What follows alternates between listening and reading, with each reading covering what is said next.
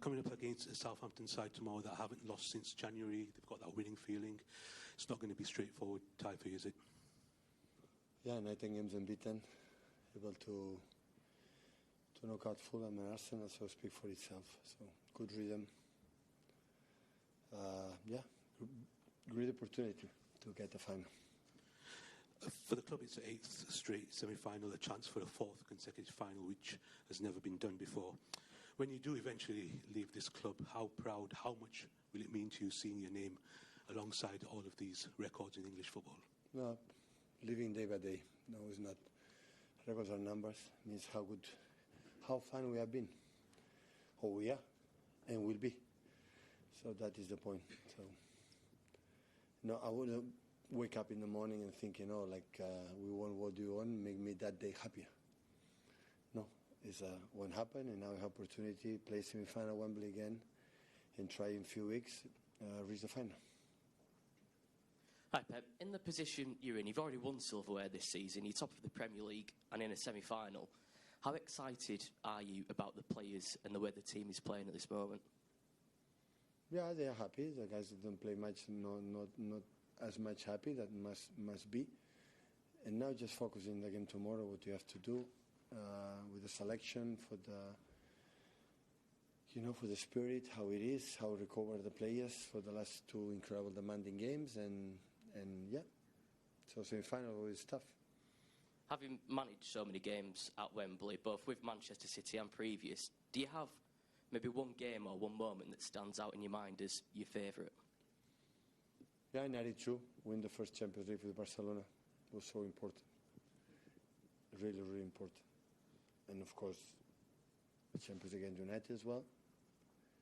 And yeah, have been nice, good moments, bad moments.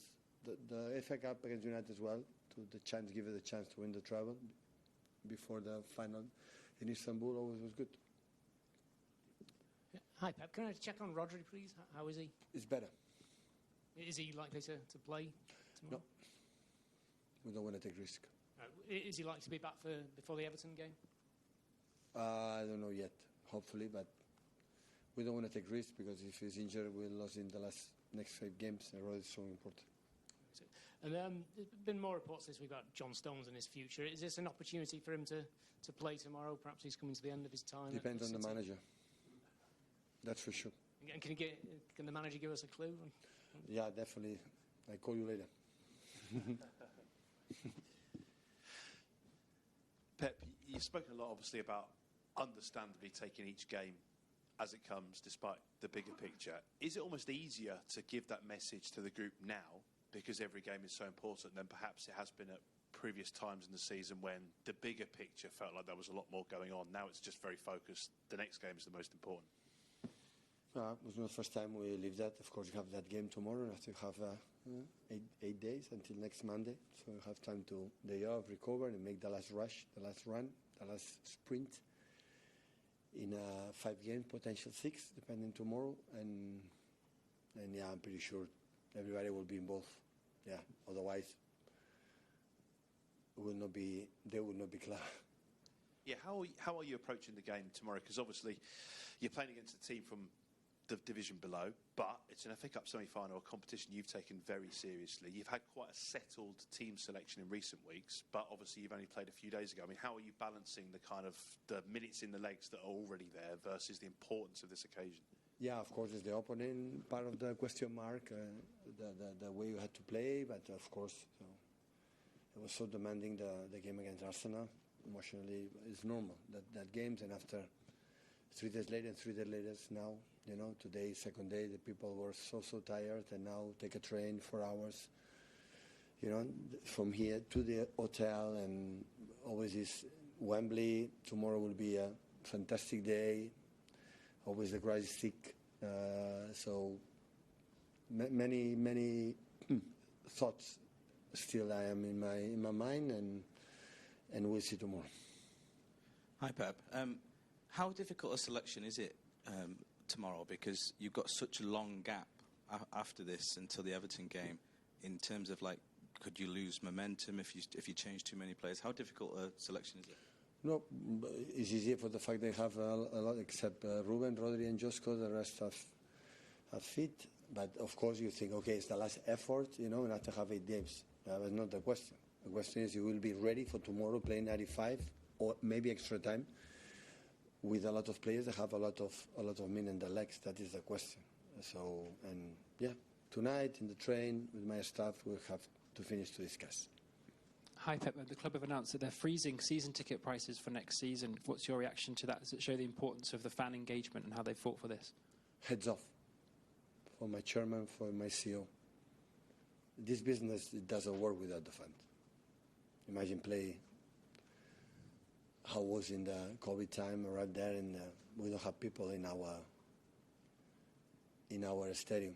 So I'm pretty sure that, of course, the club needs financially have enough resources to buy the best players as possible, to continue to pay the players, and of course it's necessary. But when the club think, okay, we can find it for the other way, and in the situation the world is difficult, and no increase the season tickets means a lot.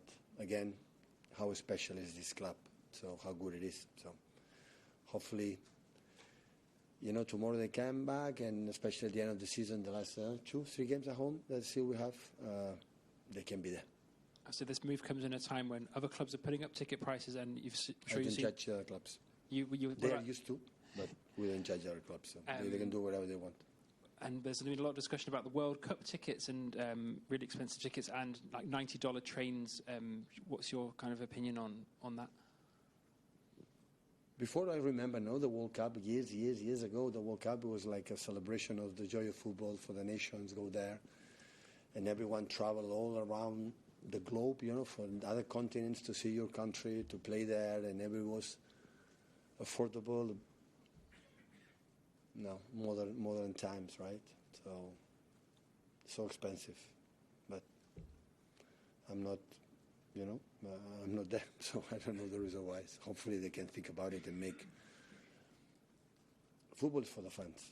So, of course, you have to think about the sponsors, you have to think about all this kind of stuff, because otherwise it will be not sustainable. Everybody knows it, but so fans are the key.